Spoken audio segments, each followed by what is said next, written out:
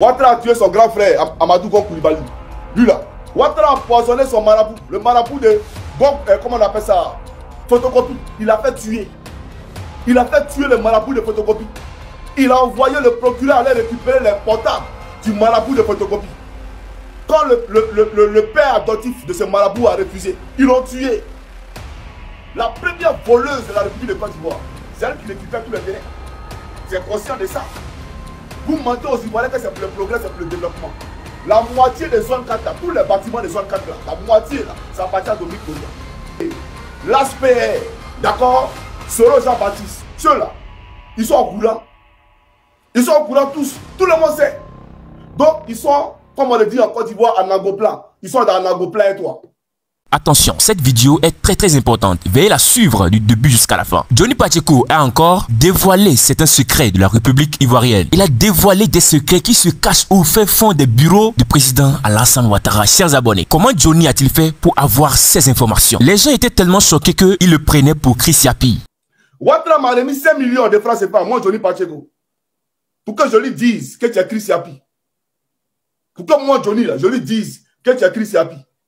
Et si vous ne le savez pas, Chris Yapi est tellement recherché. Tout le monde cherche à savoir qui est Chris Yapi. En réalité, c'est une chaîne YouTube qui dévoile tous les secrets de la Côte d'Ivoire. Il a tous les dossiers. Les membres du gouvernement de la Côte d'Ivoire versent même des millions afin de reconnaître cette personne et derrière cette chaîne. L'ASPR, Soro Jean-Baptiste, ceux-là, ils sont au courant. Ils sont au courant tous. Tout le monde sait. Mais les secrets que dévoile Pacheco en ce moment, les gens doutent fort qui serait derrière la chaîne Chris Yapi. Assoyez-vous confortablement, vous allez encore entendre des dingueries. Vous serez à nouveau choqués. La première voleuse de la République de Côte d'Ivoire, c'est elle qui récupère tous les terrains. C'est conscient de ça. Vous mentez aux Ivoiriens que c'est pour le progrès, c'est pour le développement. Ouattara a empoisonné son marabout. Le marabout de Gon, comment on appelle ça? Photocopie. Il a fait tuer. Il a fait tuer le marabout de photocopie. Il a envoyé le procureur aller récupérer les portables du marabout de photocopie. Quand le père adoptif de ce marabout a refusé, ils l'ont tué. Ils l'ont tué aussi. Lui aussi, ils l'ont tué. Tu n'es pas au courant de ça? Où est le marabout de photocopie? Il est où le marabout? Si Ouattara lui-même, il n'épargne pas son marabout, lui un sorcier, il n'épargne pas lui son marabout. Il tue le marabout de photocopie. Et le père du marabout, lui, il le tue. C'est toi, il va rater. S'il n'a pas raté en bac, c'est toi, il va rater. Ah, Ouattara t'aime que Gon Coulibaly. Bakongo, Ouattara là, il t'aime que Gon Coulibaly. C'est toi, il va rater. Moi, je vais te parler. Je te dis, devant Dieu, devant le Saint-Esprit, devant Jésus-Christ en qui je crois, qui est mon Dieu, qui est mon tout là. Je te dis que Gon Coulibaly, le général Gon Coulibaly, Apollo, le baiser de la députée LHGP qui avait quitté le LHGP qui est revenu là. Ce baiser là. Et l'ASPR, d'accord? Soro Jean-Baptiste, ceux-là, ils sont au courant. Ils sont au courant tous. Tout le monde sait. Donc, ils sont, comme on le dit en Côte d'Ivoire, en Nagoplan. Ils sont dans Nagoplan et toi. Dans Nagoplan et toi. Bakongo, faites très attention. Il faut faire très attention. Ouattara m'a remis 5 millions de francs CFA, moi, Johnny Pacheco. Pour que je lui dise que tu es Chris Yapi. Pour que moi, Johnny, là, je lui dise que tu es Chris Yapi. Il a envoyé M. Jean-Baptiste Soro. Nous nous sommes rencontrés à l'hôtel du Golfe, derrière la maison de Ouattara. Il avait un sachet, il a pris 5 millions, et puis il m'a remis. Et il dit, il faut me dire qui est Chris Yapi là. Je n'ai pas voulu parler, je n'ai pas voulu dire un mot. Il a insisté pour dire que non, moi je peux avoir confiance en lui. Qu'il n'y a pas de problème à ce niveau, il peut avoir confiance en lui. Mais avant même que je le rencontre, il y a l'illettré là, l'illettré qui est à Korogo là, qui dit qu'il est maire de Korogo là. Cet illettré gros bras qui était le gros bras de Ouattara pendant la crise post-électorale à l'hôtel du Golfe. Cet illettré l'ASPR qui ne s'est pas écrit son nom là. Ce monsieur-là, il m'a fait appel à la présidence. Il m'a fait appel d'urgence à la présidence. Parce qu'apparemment, il est le conseiller d'Alassane Ouattara. Quand je suis allé à la présidence, je suis allé le voir. Ce jour-là, j'ai croisé un de tes chauffeurs, un de tes gars du corps.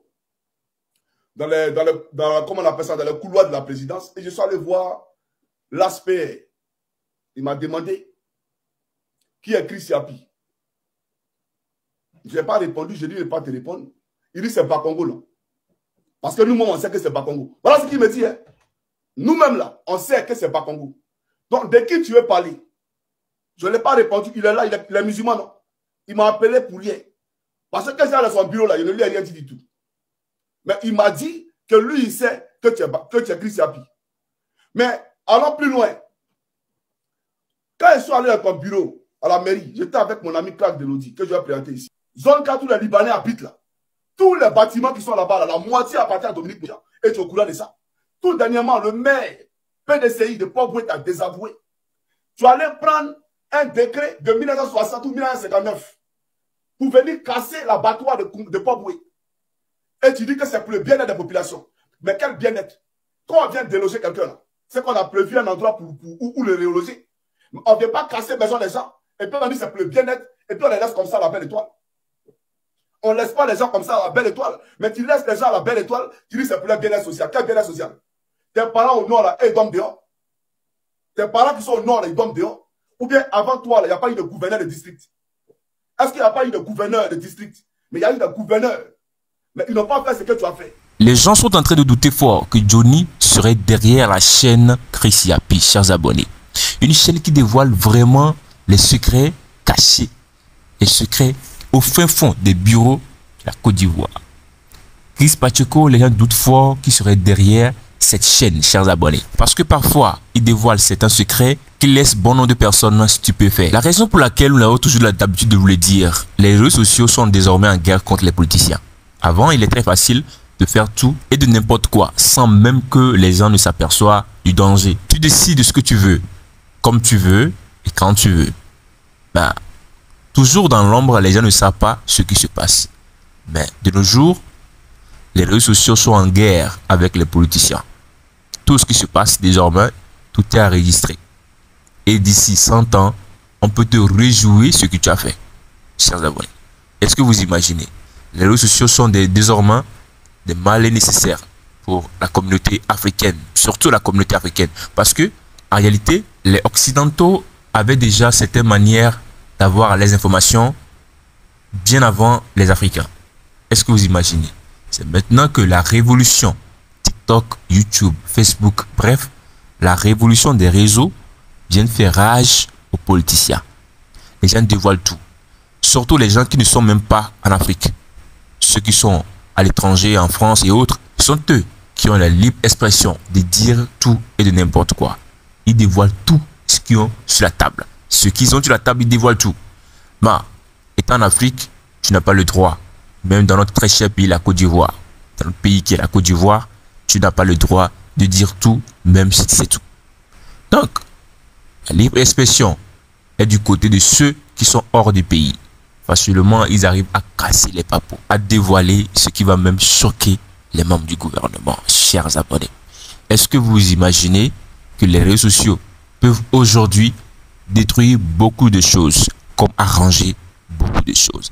Par exemple, tout récemment, une dame qui se plaignait par rapport à un monsieur qui détourne les terrains des gens. Alors, nous avons balancé cette vidéo tout récemment sur notre chaîne. Le monsieur est en collaboration avec les membres du gouvernement ivoirien. Il se décide de faire tout et de n'importe quoi. C'est-à-dire, si aujourd'hui vous avez votre terrain, il peut se lever un beau matin, il prend votre terrain dans votre main, il fait les papiers à votre issue. Il fait les papiers sans même que vous le sachiez. Est-ce que vous imaginez? Si c'était avant, sans les réseaux sociaux, vous ne pouvez absolument rien faire. Mais grâce au réseau, cette dame a allumé son appareil et a fait une vidéo sur TikTok qui a fait 2 millions de vues. La vidéo a été vue 2 millions de fois. Très rapidement, ils ont pris le dossier en main. S'il n'y avait pas les réseaux pour dévoiler tout ceci, personne n'allait entendre. Elle avait perdu son terrain. Pourtant, la dame habitait en France. Elle était en France et travaille. Vous savez qu'en France, c'est tellement dur. En France, franchement, c'est très dur. D'aucuns vont penser que ceux qui sont en France vivent la belle vie. Mais c'est un lieu où il y a la souffrance. Il faut travailler dur pour avoir son pain quotidien. Je parle en conséquence de cause, chers abonnés. Et cette dame a travaillé fort pour avoir son terrain en 2015. Ce monsieur se lève un beau matin. Il décide de faire les papiers et prendre le terrain de la main de la dame. Est-ce que vous imaginez? La dame fait la clôture, il vient casser la clôture de la dame. Il fait de n'importe quoi. S'il n'y a pas les réseaux pour que la dame se prononce et dévoile tout ceci, personne n'allait entendre cela. Les réseaux sociaux sont des mal nécessaires pour nous, chers abonnés. Mais il faut la prendre de la bonne manière. Il faut prendre ces réseaux de la bonne manière. Revenons à présent à notre sujet du jour. Les dires de Johnny Pacheco, chers abonnés. Est-ce que vous imaginez? Vous pouvez ne pas aimer Alassane Ouattara, mais comme on le dit, on ne montre jamais son village avec la main gauche. Malheureusement, nous avons une opposition des opposants qui aujourd'hui choisissent les pays de l'AES au détriment de la Côte d'Ivoire. Même quand tu leur dis la Côte d'Ivoire évolue sur tel domaine, ils vont toujours trouver des arguments pour dire non, la Côte d'Ivoire vaut rien et que ce sont les pays de l'AES par exemple, donc ils évoluent.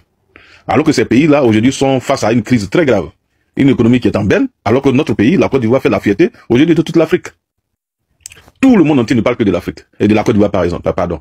Grâce aux réalisations du président Alassane Ouattara, la paix, la sécurité, comme le frère qui vient de chuter, mais on a connu des périodes très graves, très difficiles, où les populations, les jeunes n'avaient même pas la possibilité, donc, d'être au moins en paix pour se chercher dans le pays.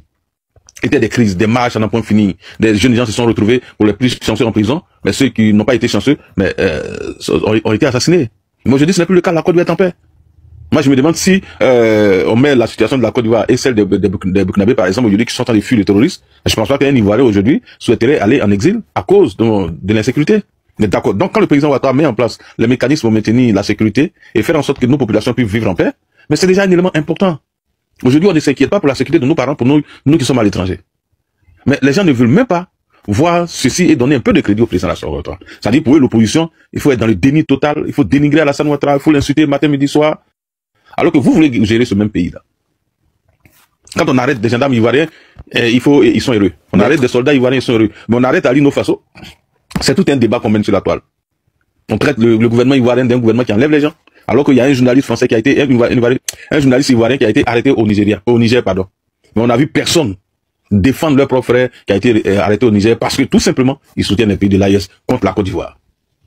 Mais je ne sais pas si on est vraiment en politique ou on est tombé dans une situation, on est devenu des ennemis. Il y a des gens aujourd'hui qui prient même qu'à leur réveil, une partie de la Côte d'Ivoire plus feu.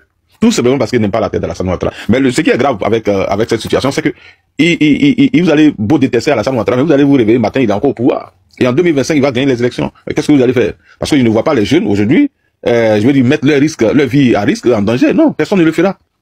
Malheureusement, sur les réseaux sociaux, on pense que derrière notre clan, on peut tout faire. Derrière notre clan, on peut déstabiliser la Côte d'Ivoire. Mais l'État est là.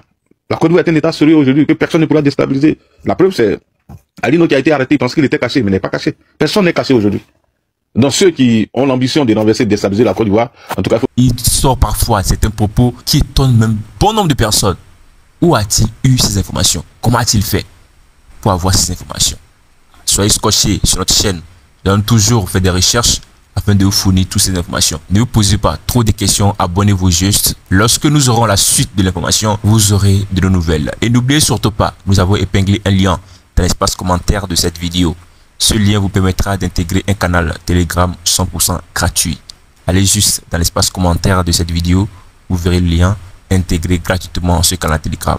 Chers abonnés, on s'attrape et à la prochaine pour une toute nouvelle vidéo. D'ici là, ciao.